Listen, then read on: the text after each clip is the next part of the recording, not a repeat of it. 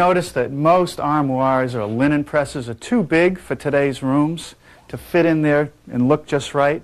Well, here's a piece that I think is perfect. This is a linen press that came out of a convent in Pennsylvania. It's made out of pumpkin pine, and the size is perfect. It's only about a foot deep, it's about 6 feet tall, and 3 feet wide. Not too fancy, a little molding around the top here, although I think that might have been added later. The doors are original, hand-planed raised panels, nice bead detail along the edge, and the tenons for the rails and stiles are held together with square pegs. Now if we look on the inside, you can see the shelves, which I think are replacements. It looks like a white pine. Now they're fixed in place. The back of the unit also has some repair. Little strips have been put over the joints of the boards to cover up gaps. Now this is a fairly simple project to build, but what's really nice about it is the size. Well, everyone who's seen the prototype of our linen press has been impressed by its size, as we were with the antique original. Now it's not big enough to put in a TV, but it's just right for towels or linens, maybe even sweaters. And it'll fit in just about any size room. In fact, I think I'm going to put it in my bathroom to store towels. The only changes that I made to the original was to the shelves. I actually added one, and I made all of them adjustable. And I didn't like the molding around the top of the antique original, so I came up with a slightly different profile. Now I built the linen press out of some more of our antique timbers. These came out of homes or buildings that were dismantled.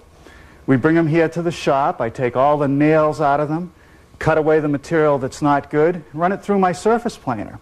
And the end result are boards like this. Now you can't go to a home center and buy material like this. The patina, the color of the pine, and all the character is just beautiful, especially when it's finished. I want to start today by sizing the top and the fixed bottom shelf. And to do that, I'm going to start at my joiner. I want to put one straight edge and square. And the joiner is the best tool to do that. Before we use any power tools, however, let's take a moment to talk about shop safety.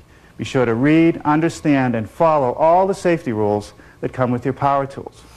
Knowing how to use your power tools properly will greatly reduce the risk of personal injury. And remember this, there is no more important safety rule than to wear these safety glasses.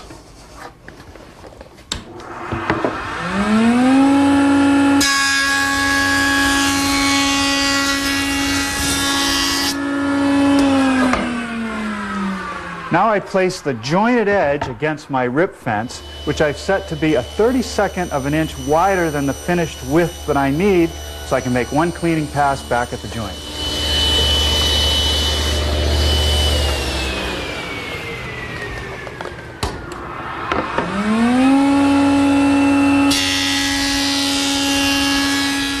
Now I want to square up the end of each board and cut them to length. I suppose I could do that at the radial arm saw, but I like to use my panel cutter at the table saw. It's a very accurate jig. And one thing I would never do is try to cross-cut a board of this width just using my miter gauge. It has such a short fence length to it. With one end square, I can now hook my tape over that end, measure the piece for length, and cut the other end.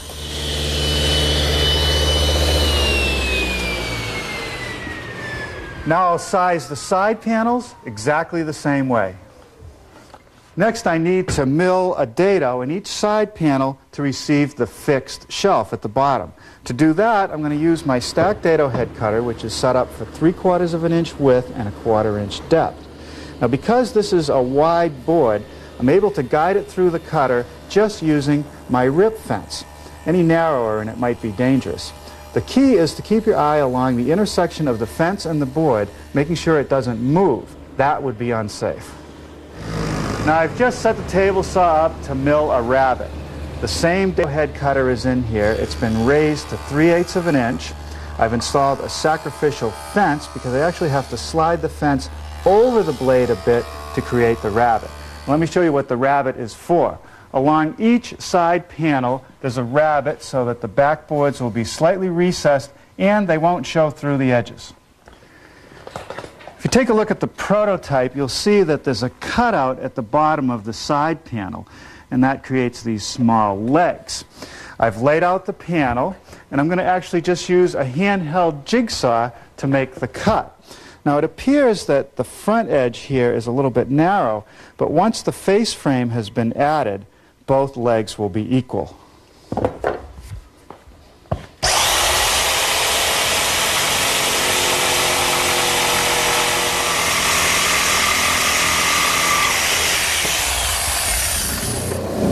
My oscillating spindle sander is perfect for smoothing up the cuts. The next operation is to come up with a system for the adjustable shelves. Now I could use tracks that could be either recessed or surface mounted, but this system has the least visual impact, just a series of holes that take these small metal clips. There are several ways to drill the holes. I've even used a brad point bit and a piece of pegboard to set them up, but today I'm going to use this jig. It's a heavy piece of metal with a series of large holes, which would be the actual pin locations. Then there are more holes which take a guide pin, and I happen to lose one of the metal ones, so I'm using a dowel here, and that controls the distance from the edge of the piece to the center of the holes. 2 clamps, which will hold the jig onto the side. All I have to do is line up the center mark on the jig with the center mark on the height of the side panel and clamp it in place. Now to drill the holes, I'm actually going to use a router with a collar that fits snugly in the large holes and a 1/4 inch straight cutting bit.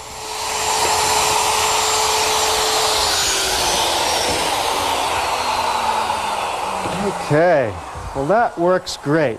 Now I'll just reset the jig and drill some more holes.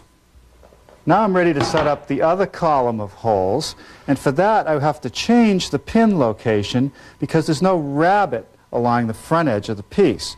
So I want to be at 1 3/4 inches, which would be this hole right here. Push the pin in, slide the jig back in place, and route some more holes. Here I've installed the top for the case with the underside facing up, laid out for a stopped dado. This is the front of the piece, and I don't want the dado to show through. I want it to stop right here. To mill the dado, I'm going to use my router, which is set up with a 3/4 inch straight cutting bit and a guide fence. The edge of the bit is 1 inch from the guide fence. The back of our linen press is covered with 1/2 inch thick pine boards, random width, whatever I could get out of my antique lumber, and the edges are joined with a simple tongue and groove joint. I'm set up at the table saw to mill the grooves first. I've set up a feather board so the stock will be tight up against the fence. I'm just using the saw blade. I'll make one pass on one face, turn it around, make another pass, and that assures me that the groove is perfectly centered.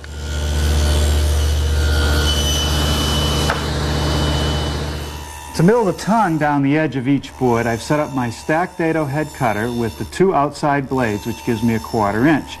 I've installed a sacrificial strip, which goes over the blade 1/16 of an inch, which will result in a 3/16 inch tongue.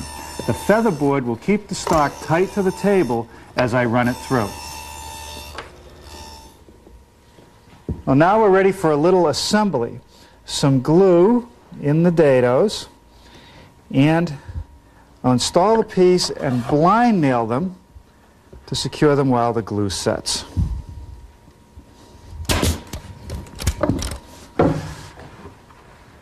All right, now for the other side, we'll slip them into the dados.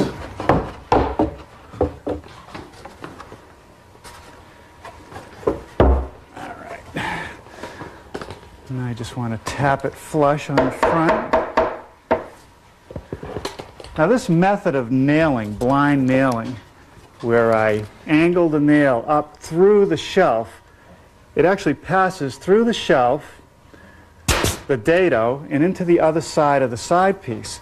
And rather than have a nail that goes straight in from the end, which could pull out, this is across the joint, making it stronger. Now I'll check the piece for squareness by measuring the diagonals, 79 and 13 that way. And and 79 and 13 that way. So we know the piece is square. The next thing I have to do is add a cleat along the top edge here to receive the backboards. A little bit of glue and a few brads is all I need to secure the cleat.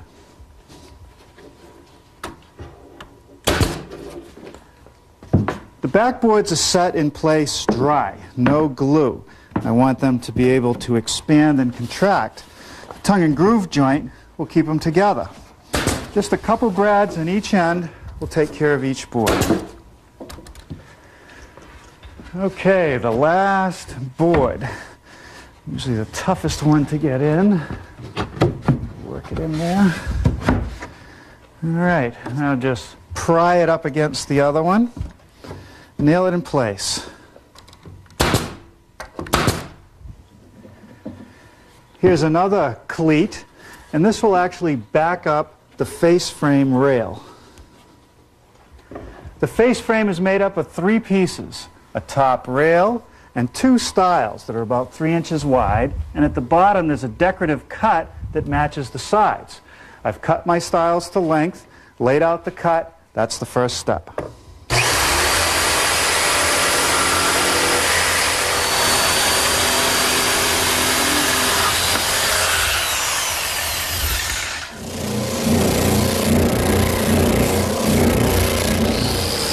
To join the face frame pieces to the carcass, I'm just going to use biscuits because I don't want nails to show.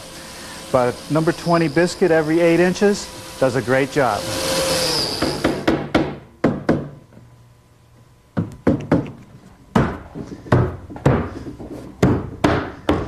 Well, that's going to hold a lot better than nails. I'll just clamp it in place until the glue dries.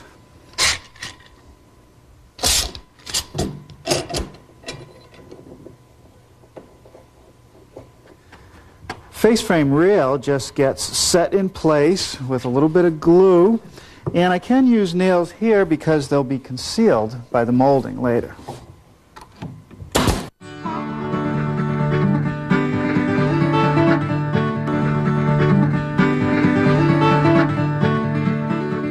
Now this little block that I just made with the corners knocked off is going to act as a stop, and it's going to go right behind this top rail, and the doors will close against them when they're shut. These are the rails and stiles for the doors, and let me show you what I'm trying to accomplish. I'm making a groove first that will be in both the rails and the stiles to receive the panels. Then a little bit later we'll make some tenons which will join all the pieces together.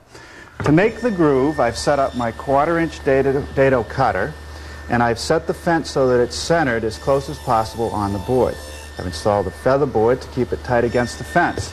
I run the piece through on one edge, turn it around and run the other edge for a perfectly centered groove.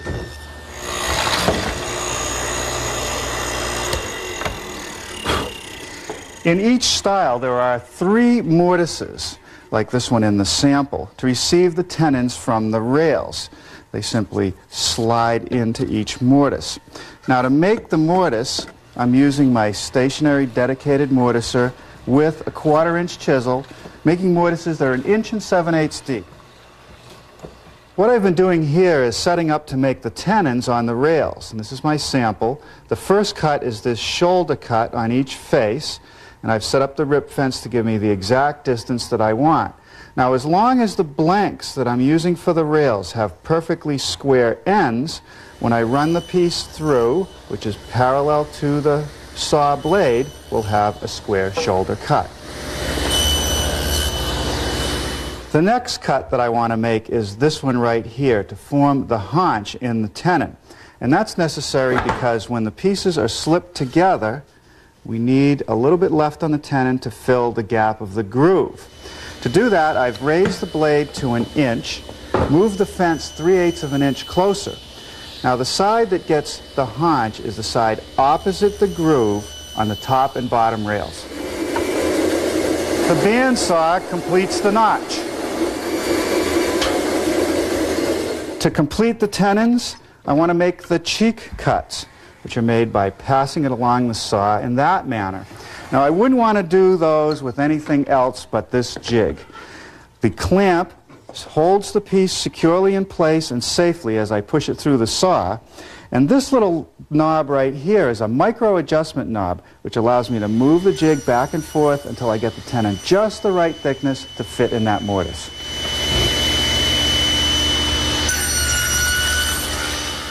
Next, I'm ready to raise the panels for our door. I'm using a specialty router bit, a panel raising bit, here at my router table. And as you can see, that bit is going to remove a lot of material, so I like to do it in 2 passes. I also like to install a feather board, because when you're taking away that much material, the wood wants to lift from the table. The feather board will keep it nice and tight. Now, there is a sequence to raising panels. You want to do the section across the grain first. That way, if there's any tear out, it'll be removed when you do the edges of the panel. When I do the ends, I like to use this miter gauge with these clamp downs that holds the piece securely.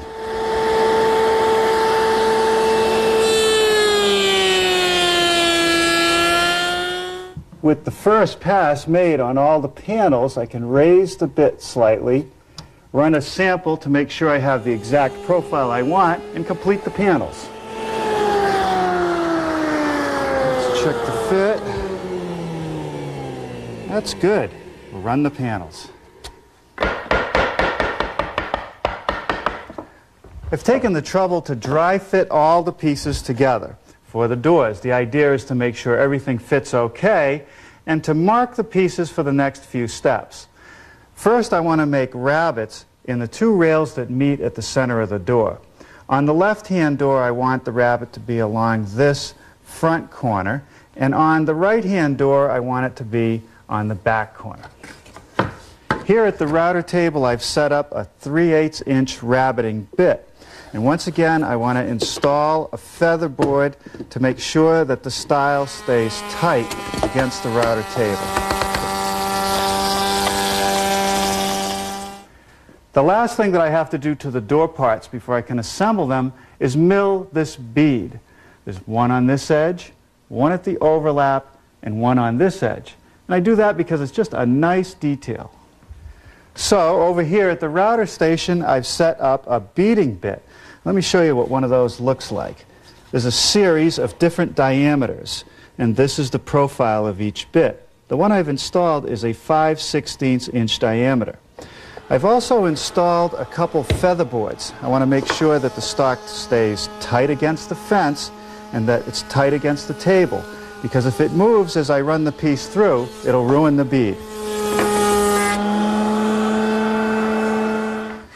For the last several minutes, I've been applying glue to the joints for the doors, inside the mortises, and then I'll put some on the tenons. I want to get a nice even coat of glue on all the surfaces. And by getting a good coat of glue on those surfaces, when they cure, it creates an incredibly strong joint. Now for the panels. And there's no glue on the panel. I want that to float freely in the grooves so that it can expand and contract with changes in moisture.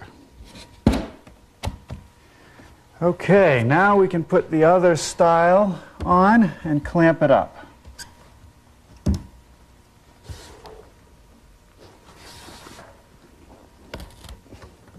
Okay. Well, we're gaining on it. Now we can make the molding that wraps around the sides just under the top. We'll do that at the router station. I've installed this multi-profile bit in my router station. Depending what part of the bit you use, you can create all different types of moldings. I'm going to use the lower portion of the bit, which has a half round and then a little cove. And this is the piece of stock that I'll run through. One pass will make our molding.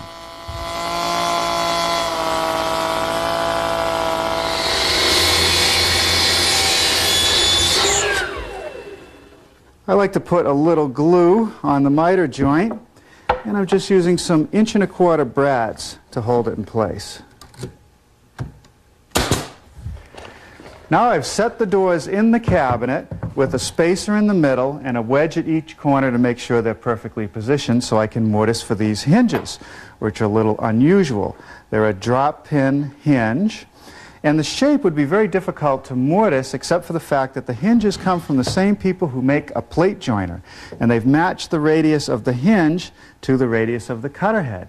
So instead of cutting slots for biscuits, I'm going to mortise for hinges. Now the layout is done by making a gauge that's equal to the thickness from the bottom of the joiner to the center of the cutter. And I just, by eye, align that with the center of the space, put a vertical line on here, and then a center line for where I want the hinge.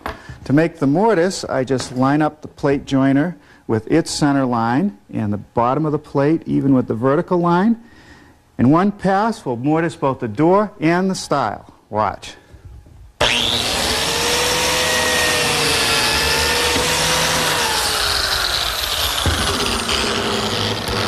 hinge just fits in just like that. Couldn't be easier.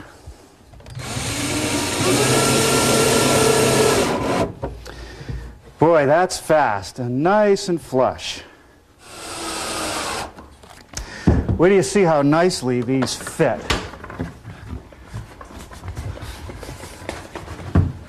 The thing that I like is that you don't have to pull any pins to take these doors off. You just drop them on. All right. How's that? The shelves are just 3/4 inch thick boards, and I want to round over the front edge. To do that, I'm using the same multi-profile bit that I used earlier, except I'm using the upper round over section. 2 passes through will do the job. Okay, well, that pretty much takes care of the woodworking. A little final sanding, and we'll be ready for the finish.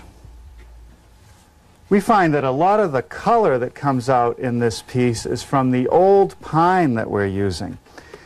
And by adding this finish, which is actually a combination of a honey pine stain and polyurethane, that it brings out even more of the color and character to the piece. Now I'll put on 3 coats and do a light sanding between each coat. This seems to be the best finish for our antique pine. It's going to get a little darker with each coat, but when we're done, it's going to look perfect. Building these pieces out of recycled timber is expensive because of the cost of the material, and it's time-consuming to get the material into a workable state. But it's worth it, don't you think? You can't get this look with new timber.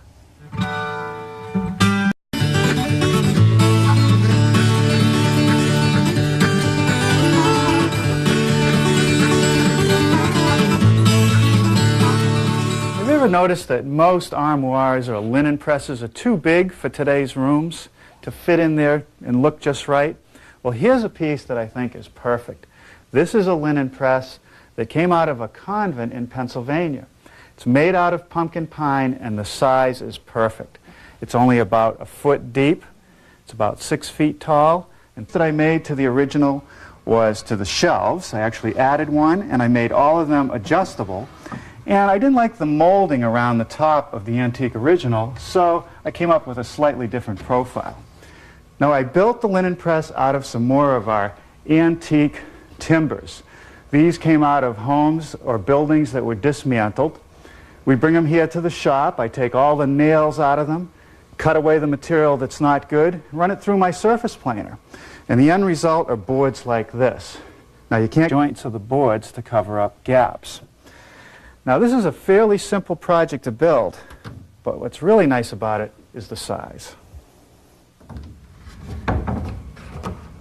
Well, everyone who's seen the prototype of our linen press has been impressed by its size, as we were with the antique original. Now it's not big enough to put in a TV, but it's just right for towels or linens, maybe even sweaters. And it'll fit in just about any size room. In fact, I think I'm going to put it in my bathroom to store towels. The only change is to go to a home center and buy material like this. The patina, the color of the pine, and all the character is just beautiful, especially when it's finished. I want to start today by sizing the top and the fixed bottom shelf. And to do that, I'm going to start at my joiner. I want to put one straight edge and square. And the joiner is the best tool to do that. Before we use any power tools, however, let's take a moment to talk about shop safety. Be sure to read, understand, and follow 3 feet wide. Not too fancy, a little molding around the top here, although I think that might have been added later. The doors are original, hand-planed raised panels, nice bead detail along the edge, and the tenons for the rails and stiles are held together with square pegs. Now if we look on the inside, you can see the shelves, which I think are replacements. It looks like a white pine. Now they're fixed in place. The back of the unit also has some repair. Little strips have been put over the